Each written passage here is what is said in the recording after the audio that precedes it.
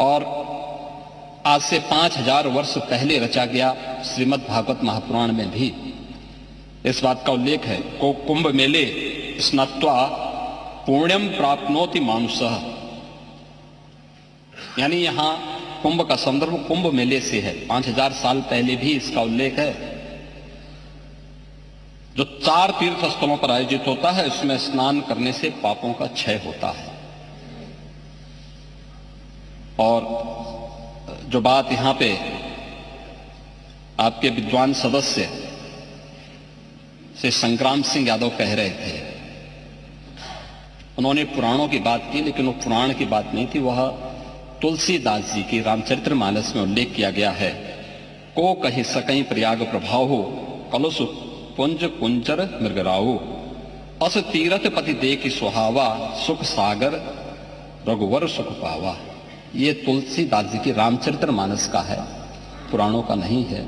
पुराणों में संदर्भ है, श्रीमद् भागवत महापुराण का मैंने उल्लेख किया ही, और रामचरितमानस में भी इन बातों का उल्लेख इन भावनाओं के रूप में किया गया है। और हम उत्तर प्रदेश वासियों को खासतौर पर इस पर गौरव की अनुभूति भी करनी चाहिए कि इस बड़े आयोजन के साथ हम सभी को जुड़ने का अवसर प्राप्त हुआ है।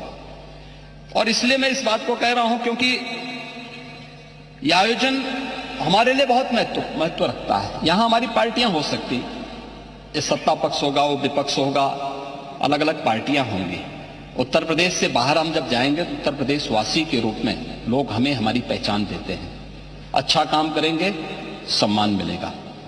एक भी व्यक्ति यहां के नाम पे गलत काम करेगा, यहां की सरकार गलत काम करेगी, तो उसकी यहां पर भले ही हम उस गलत काम को कितना भी सपोर्ट करें, लेकिन बाहर जनता हमें नहीं बख्शने वाली है, इस बात को रखना।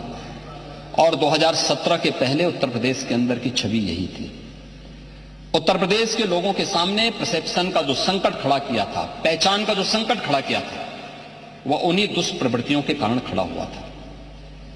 हम लोगों ने पिछले 8 वर्ष में डबल इंजन की सरकार ने जो उत्तर प्रदेश के परसेप्शन को बदला है, इस परसेप्शन का परिणाम है कि आज उत्तर प्रदेश का वासी कोई भी उत्तर प्रदेश के बाहर जाएगा, देश में जाएगा, दुनिया में जाएगा, तो जरूर सम्मान पाएगा।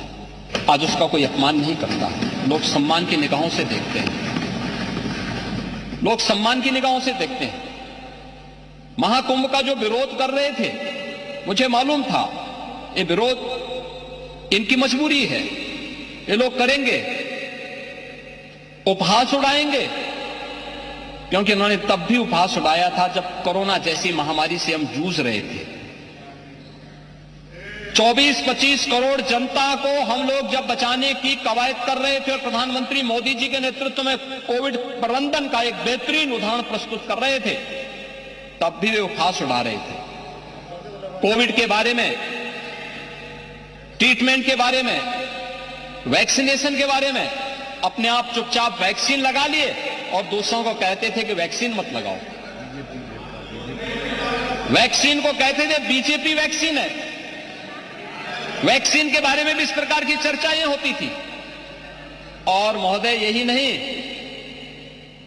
जब 500 वर्षों का इंतजार समाप्त हुआ, अयोध्या में रामलला में भगवान राम के भव्य मंदिर के निर्माण का कार्यक्रम संपन्न हुआ, तब भी उन्होंने विरोध किया, अयोध्या में राम मंदिर का विरोध।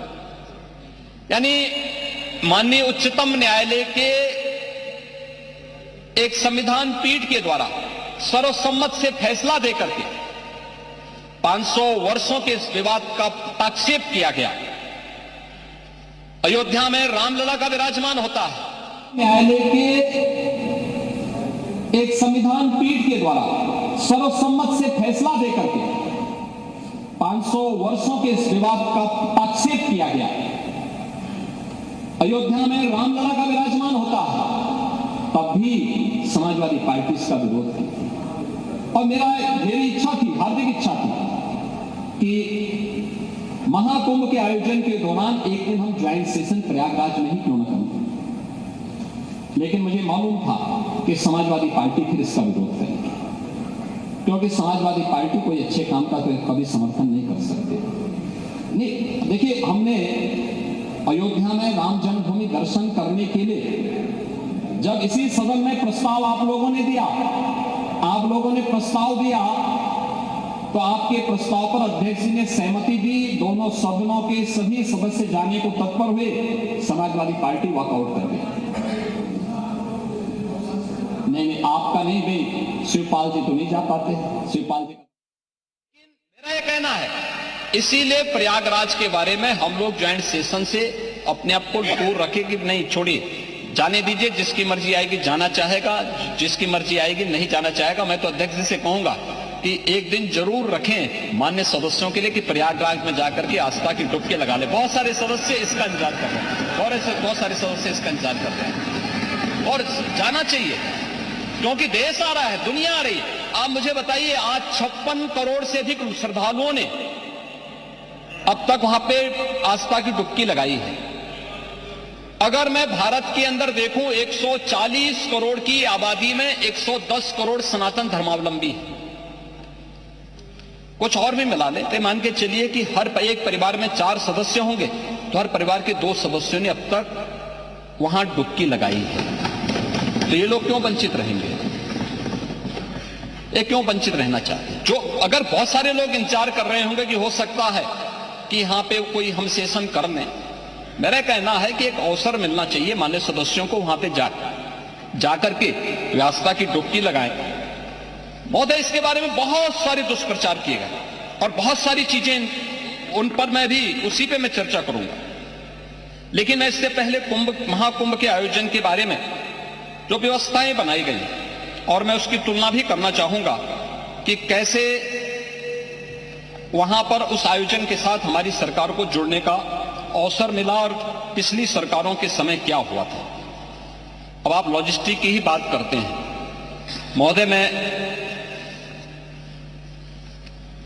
जो भी चीजें वहां कुंभ के आयोजन के साथ जुड़ी, 2013 के साथ अगर हम जोड़ें इसको, 2013 में प्रयागराज कुंभ के साथ देखें, 2013 में आयोजन था 55 दिन का, और 2025 के महाकुंभ में आयोजन है 45 दिन का। आयोजन की तिथि न मैं तय करता हूं, न सरकार तय करती है। यह हमारी धार्मिक व्यवस्था का एक हिस्सा है और उसके अनुसार जो मुहूर्त होंगे, उस मुहूर्त के अनुसार ये आयोजन तय होते हैं। ये पौष पूर्णिमा से और महाशिवरात्रि के बीच का आयोजन कुंभ के आयोजन के लिए होता है। यही आयोजन इस पूरी उसके साथ जुड़ता है। मेले की अवधि 55 दिन थी 2013 में, और इस बार यह अवधि है 45 दिन की। 2013 में कुल जो क्षेत्रफल था यह 1936 हेक्टेयर का था। यानी अगर हम इसको एकड़ में देखेंगे तो यह बामुश्किल 5000 एकड़ का भी नहीं होता है। और इस बार हम लोगों ने इसको बढ़ाया है, लगभग 10,000 एकड़ से अधिक क्षेत्रफल में महाकुंभ के आयोजन को हमारी सरकार आयोजित कर रही है। 2013 में 14 सेक्टर में था, इस बार यह आयोजन है 25 सेक्टर में।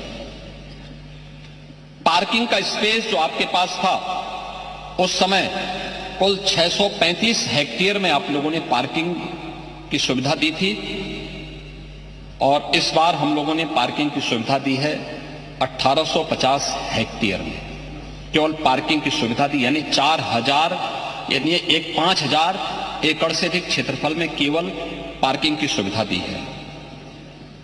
2013 में प्रयागराज सिटी के अंदर हमारे पास एक अवसर होता है कि इस प्रकार के आयोजन सिटी के एक निश्चित डेवलपमेंट के प्लान को भी आगे बढ़ाए। आपने देखा होगा 2013 में प्रयागराज सिटी के बारे में कोई आरओबी नहीं, कोई पक्के घाट नहीं, रिवर फ्रंट के लिए कोई कार्य नहीं हुआ। लेकिन हमारी सरकार को यह सौभाग्य जाता है कि 2019 में हमने 9 आरओबी और 6 अंडरपास बनाए थे, और 2025 में हमारी सरकार ने जो पैसा वहां खर्च किया उसमें प्रयागराज सिटी के अंदर 14 फ्लाईओवर बनाए हैं, 14 नए फ्लाईओवर बनाए हैं, 9 उसमें पक्के घाट बनाए हैं, 7 रिवर फ्रंट रोड का निर्माण किया गया है, अस्थायी घाट 2013 में केवल 4 किलोमीटर का था, इस बार जो अस्थायी घाट बने हैं वह 12 किलोमीटर का बनाया गया। शटल बसेज आप लोगों ने 2013 में एक भी नहीं चलाई थी, याद करना।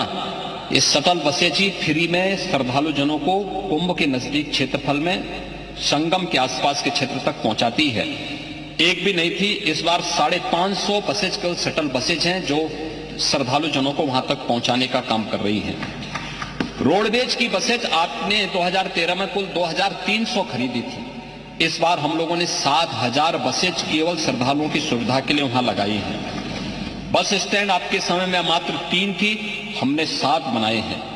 सड़कों के चौड़ीकरण का कार्य आपके समय में मात्र 55 का हुआ था, हम लोगों का सौभाग्य है कि 19 में 125 सड़कों को 2 लेन से 4 लेन, 4 लेन को 6 लेन में, और 2025 में 200 से अधिक सड़कों को हम लोगों ने इसके साथ जोड़ा है, जो 2 लेन से 4 लेन, 4 लेन से 6 लेन बनाने का काम हुआ है।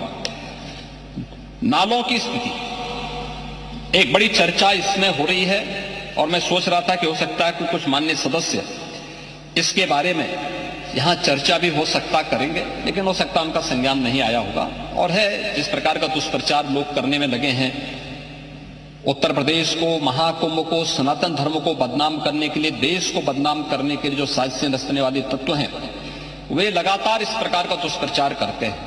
पहले मैंने कहा ना, जो काहिरा में अग्निकांड की घटना को प्रयागराज के साथ जोड़ना, नेपाल की घटना को, झारखंड की घटना को, या वेस्ट बंगाल की घटना को, या देश के अंदर की किसी बड़ी दुर्घटना को प्रयागराज के साथ जोड़ना, इस प्रकार के लगातार वीडियो सोशल मीडिया हैंडल के माध्यम से, डिजिटल मीडिया के प्लेटफॉर्म पर भी आप देख सकते हैं। ऐसे ही जल की गुणवत्ता के बारे में भी प्रश्न खड़े करने के प्रयास हुए। याद रखना, 2013 में बायोरेमेडिसन या जियो ट्यूब की व्यवस्था बहुत सीमित थी, और परिणाम क्या था? पूरा कुंभ अव्यवस्था, गंदगी और अराजकता का एक अड्डा हो चुका था। उस स्थिति को सोचिए जब मॉरिशस के माननीय प्रधानमंत्री 2013 में प्रयागराज महाकुंभ में पधारे थे,